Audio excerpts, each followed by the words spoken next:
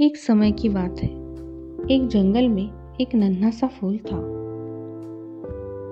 बाकी फूलों की तरह ना तो उसके पास महक थी और ना ही वो रंग बिरंगा था। वो बस एक साधारण सफेद फूल था।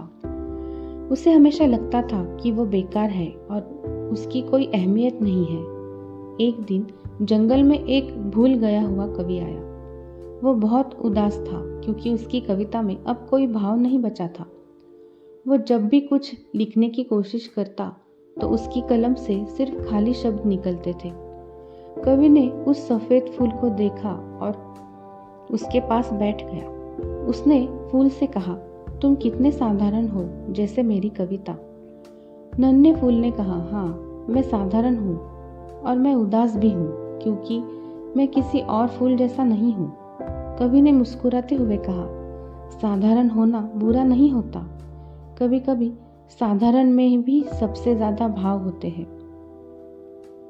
जब कवि ने ये कहा तो अचानक उसके अंदर एक अजीब सा जोश जग गया।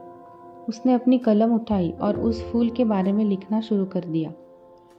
उसने उस फूल की सादापन को तारीफ किया, उसकी सफेदी को शांति का प्रतीक माना और उसकी अनोखी खूबसूरती को बयान किया।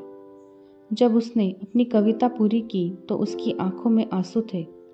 उसने एहसास किया कि उसकी कविता में भाव वापस आ गए थे। वो फूल से उठा और उसने फूल को धन्यवाद दिया। उस दिन नन्हे फूल को एहसास हुआ कि उसकी साधारणता ही उसकी असली खूबसूरती है।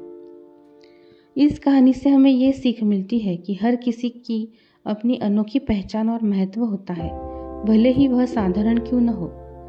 सच्ची प्रेरणा और भावनाएं अक्सर सादगी और छोटे पलों में ही छुपी होती है।